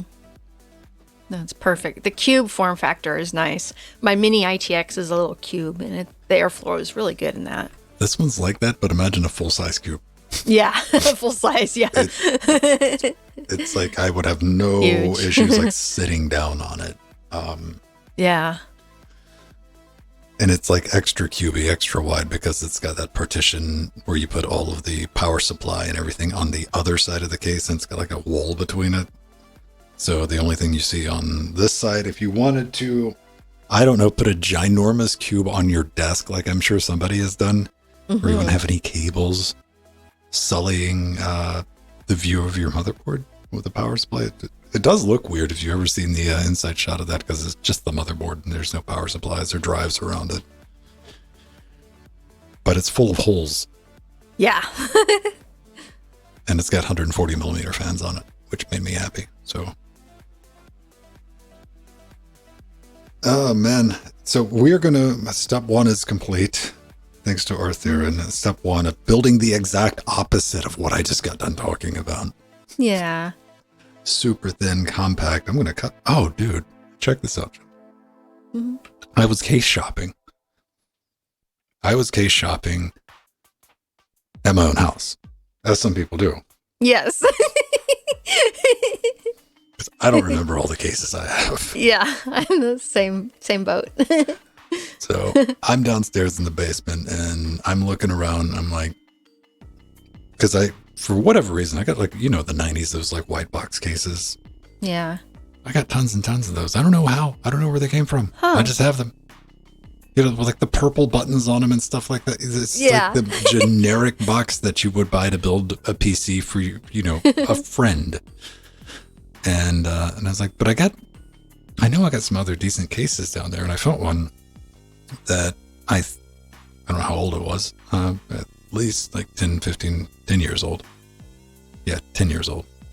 And it was nice enough. I looked at it and it's got like front panels. It had a FireWire port built on the front. It's like, oh, that's interesting. Opened it up and I'm like, can I clean this out? Because maybe I could use it to build the thermal note box. I'm like, okay, maybe. The main reason I pulled it out was because it had a 650 watt OCZ power supply in it. And I'm like, I can at least use that. Pulled it out and started just clean it out, dust it. I forgot, which I'm fully aware of, but this really drove home, taking just the side panels off, pulling the old motherboard out and moving some things around to get the power supply out. When I say this, I'm not even joking around, kids. Old PC cases were made out of literal razor blades. Yeah, they were. Like they had yearly competitions to see who could make the sharpest PC cases. Absolutely, yeah. That's what I posted on Twitter when I said I cleaned out an old PC case and managed not to nick any major arteries. Yeah, and it was always irritating because you had the U-shaped shell. And you could get your fingers pinched when you put it back on. Oh, dude, every part of this, like just the side panel, like that side, then it's like I could slice veg with that thing. Yeah. Oh man, and every corner, like no quarter was spared. Everything was sharpened to a T, and it's because they just never went back. I was gonna take it out to the shop and hit it with a Zis wheel and just file it down a little bit, but I'm like, I don't care. It was too wide because I finally took it in here and I'm like, nope, won't fit. So true, Beastie, you're not a true computer builder unless you've injured yourself on an old metal case. Steel, and this was one of those weird steel aluminum hybrids. No, it had aluminum in it, but okay. It was only the side panel. They were thinking about the idea, right? Yeah. Yeah, they were trying to make it a little lighter and a little more rounder edge, that transition. But not like our sun cases or my Deck Alpha. It is just so every part of that case. It really drove home because I grew up with these it drove home of how easy we got it these days. Yeah. Everything in that case wanted to slice you open. There was no casual. If I gave this, it's oh look, 5-year-olds build their first PC, they would die of blood loss in the first 30 minutes. Oh, absolutely, yeah. I used to wear gloves when I was younger, and I would often say stick to the same manufacturer of case just because I knew where everything would be. Because I had to put a magnifying glass, to learn where everything was. And so I memorized the motherboard and all the ports by feel. So I didn't have to see them to plug in, the LEDs and the power connector and all that. Oh, yeah. There's a bunch of great YouTube videos. Even Ryan Shrout did it one time, building a PC blindfolded. Yeah, I was so proud of him because he did it, but yeah, that's how I did it because I could never, half the time the motherboards didn't even have the call outs for each port, on it like they do now. But even then, now in fairness though, back in the day we were dealing with so much that we got now. We're like, what header is that? Oh, that's the third RGB header. Yeah. Jeez, really? Oh, I know. We're spoiled. Well, it's crazy. There's a lot more crap on boards these days, too. Yeah. There's a lot more. Yeah. I mean, things are better, but it's with everything. Everything's a trade-off, right? Well, the nice thing now is also for especially new users building computers for the first time, everything is slotted now. Me and Ben have talked about this before. We didn't have, if you put in your power adapter wrong in the motherboard, you fried it, It was just something. You could put it in wrong. You could put it in wrong. If your computer didn't boot, you pulled out the SATA cable and flipped it around the right way. Yeah. Because they weren't notched back in the day. Yeah, they weren't notched. And it didn't hurt anything, but you're like, oh, that was the first thing you checked. That thought process is just gone. You're like, oh, all right, let's plug it in the other way. And Steve Husband has helped me in many builds just because I had a hard time seeing or, didn't have long enough fingers. I would tell him what I needed to be done and he would help me do it, when I couldn't see things. So he came in. He's always been so wonderful that way. He remembers helping me build when I upgraded my Pentium Pro from a 180 Pentium Pro to a 200 megahertz with 1 meg of cache. That was screaming. That was state of the art at the time. Helped me with that. No, we can definitely roll back. It's like, oh, how good do the kids have it these days? Let me tell you about this breaking new technology that came out called ZIF sockets. Oh gosh. Zero enforcement. Yeah. What do they mean by zero enforcement? Well, we just have to pry the CPU out. Yeah. Yes. Not even joking. Like, yep. Wiggle. It's the way I take. Still to this day, I have my screwdriver in case I have to go on site somewhere to do it, which is just a screwdriver with 2 rolls of electrical tape wrapped around the. Oh, yeah. On Sun servers, it is a 2-slot bus where the CPU sits on a card. And those things are, you think like a PCI Express, but imagine it being pins. Mm-hmm. And there's 2 rows of those, and you're not pulling that out. So I got a screwdriver that and shove under that card and do it like that one time, and it'll pop one side out so I can like rock it out. But yeah, being able to just drop a CPU back in and like that still feels like new to me. I'm like, oh, that's so cool. And not having pins, LGA and BGA. Mm-hmm. Yeah.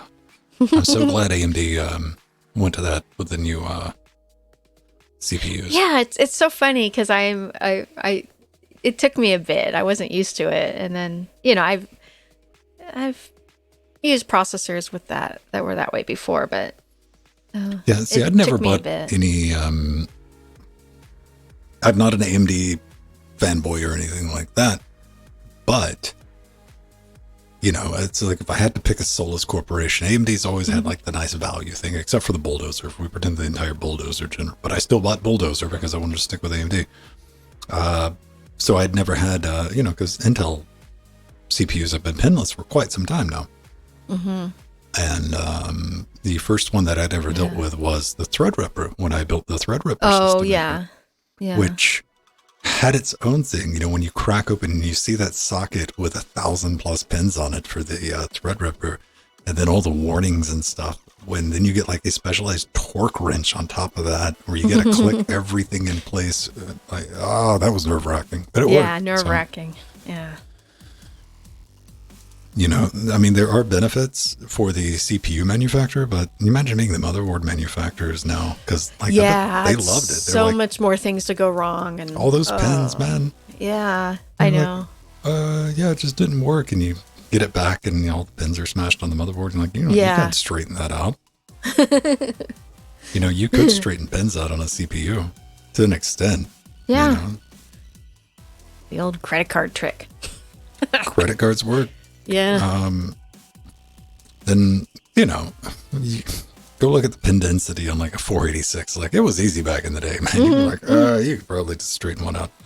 And of course, you had the opposite of zero enforcement pin restraightening, where you'd get the pin just straight enough to where it would kind of go in the hole. Then you just push it in the rest of the way. Mm-hmm. That worked. If it did break the pin off, like, oh well. Overclocking, celeries were easy to, we don't really have overclocking these days. Yeah. If you want to do any type of like entertaining overclocking, you got to be in liquid nitrogen. Even water cooling these days barely keeps things under control. Mm-hmm. Especially with the new AMD. Where you're like, oh no, 90 degrees C, that's fine, that's great. Like, it's not a lot of headroom. That's really hot. That's okay. I never thought I'd be going back to water cooling, but here I am. Keep things quiet. But we'll see. They don't make do they make any miniature water cooling kits for like small form factor? Generally what happens with the mini ITX is they make sure that the case can support a normal size cooler, but I know they do exist because I have seen some of the tech tubers use more mini ones. I was thinking about something with like 60 millimeter fans on it, like a little cute one. Little baby. Yeah. That'd be cute. It's got to exist. I don't think I've personally seen them that small, but I've seen, smallish, like ones maybe that are like a third of the size. Okay. Mm-hmm. Yeah, even like 80, 120 millimeter. Yeah, I don't think there's going to be any way to like. Yeah, I just casually was just like browsing around Amazon because, I'm thinking in my head, I'm going to build this thing streaming, right? In front of everyone. I was like, can we get something dumb to put in it? And I was like, do they make little tiny water cooling things? That'd be good for a laugh. And like, I just couldn't find one. No one go out searching for one. We're good. What I could adapt, how about I adapt, I have a Danger Den. Copper cooling block from the mid 2000s. You look up the history of Danger Den. It is just like a milled, like 5-pound block of copper. Oh yeah. See, I used to make my own custom heat sinks for my Pentium Pros, and I did it. I used a bandsaw and I cut the copper, and it was wonderful. That made it so much quieter, the cases. We had really crappy heat sinks back then. Yeah. We had crappy. Yeah, they weren't good, and the fans were noisy. And that was on my rendering machines. I would, make my own custom heat sinks. I did water blocks, and we did it a very, very slow process with a drill press of like, there's a little hole, there's a more hole, and we just do the channel. Yeah. Get it and slap some plexiglass on it and see how long it would last before it start leaking, because it would eventually start leaking. Oh. Now you just buy the AIO kits and plug them in. You're done. I mean, I know they're great. Work. They're boring, but you don't really worry about them. They either work or they don't. Do maintenance on your AIO kit. Like check them for leaks like every other month, because they will still eventually they will leak. Water always wins. Water's like gravity. Will always win. And I know I've been over that before, but I can't stress it enough. And a lot of people take it as set it and forget it. Well, it will remind you eventually, and you want to catch it early. Yeah, dust off the radiator. Exactly. Do that. Like, canned air, because those things get nasty.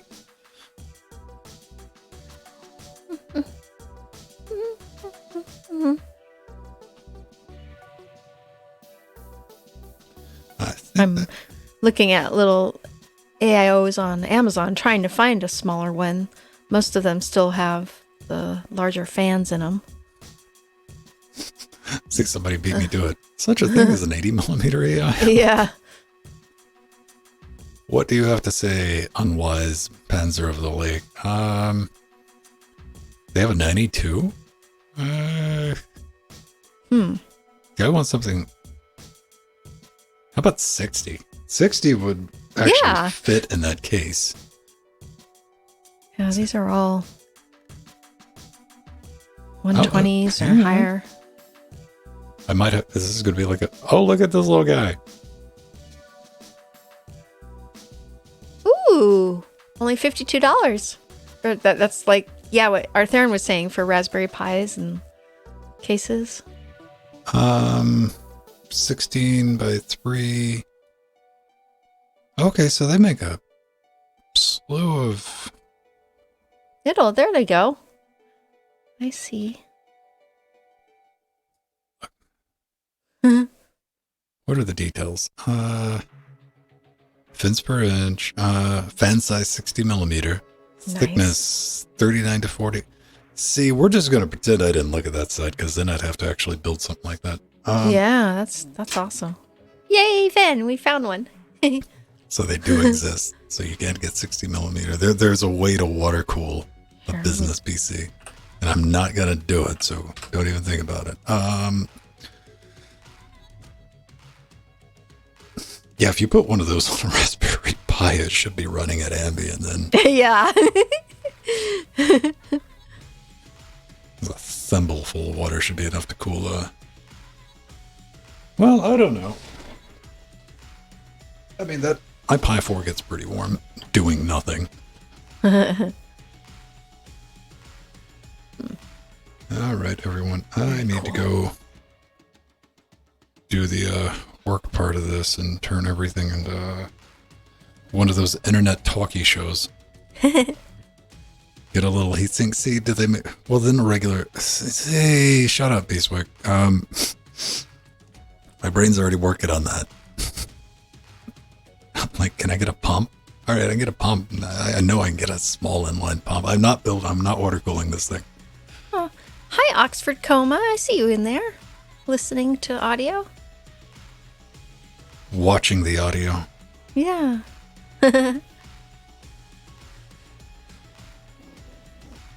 We don't count the... What do you... Oh, Scrader's talking about being old. Got it. That's a slow day at work, I guess, because it's the day before the holiday weekend. Right. Slow days at work can be a blessing or a curse. I mean, yeah. Sometimes they're good, and sometimes you're like, I wish I had something to do. All right. Yeah, we're gonna call this one. We're called. Oh, man. Yeah, I haven't bought a Steam Deck yet. I can't. I've racked my brains. Yeah, that's right. I have multiple brains. Deal with it.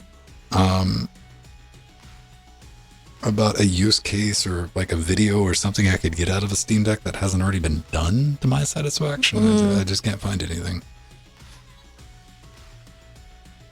Oh. Then I got to come up with, like, might it? Trust me, it was hard enough to justify building the Trackmania box, but it's going to be able to do a bunch of other stuff too. That's so cool. Because what I couldn't do was justify just building a box. Just for Trackmania. Yeah. Well, I think that's a good solution, just to rebuild one for multiple purposes. Yeah, swap it out. And the reason this makes financial sense is that gives me a backup PC. Yeah, there you go. Which I don't currently have between these three boxes. Well, I technically do, because I got the two PCs and I got the Discord PC that we use for the after shows, and we use it for, anytime we have Discord audio on. But this will give me like a legitimate, like, just swap the hard drive, plug it in. And it's got room for the fiber optic card and all that stuff. Oh, yeah, one of those little guys. Yeah, Beastie, we had talked about one of those, actually the same one. Pedro on bought LWW. The tower cooler. Yeah, he brought that. It's so cute. Yeah, they're really nice. I just bought one of those Argon 1 cases. Oh, nice, Finn. And, well, that's what the Raspberry Pi runs to power the Stream Deck, which is horribly thermally designed. It's one of those ideas. It's a frustrating idea. It's like, you guys were 90% of the way there. Yeah, I remember when we were talking about it on the show. That was the biggest complaint. Well, it uses the entire lid to dissipate the heat, which is made out of aluminum, and it's got like it's molded to where it sits on top of the CPU. See, it's perfect. And it doesn't have any fins on it anywhere, so it absorbs the heat, but it doesn't have anywhere to put the heat. Eject it, yeah. So the top of this thing just continues to get hotter until it saturates, and then it just sits like that. So I mean, I could tack on a couple of fins to it and drop the temps 10 degrees because it's already got a fan in there. OC to 2.2. Yeah, I don't overclock mine, but all mine does is run a web server to power a Stream Deck like a normal Raspberry Pi does. Mm-hmm. Cool, everyone. I got to run. What are you getting into tonight, Jill? Oh boy, well, we're getting ready for Thanksgiving tomorrow, so I got to find out what I need to bring. Are you going to microwave a turkey? No. If anything, we'll either make a salad or do something like that, something easy. Microwave a salad, all right. No.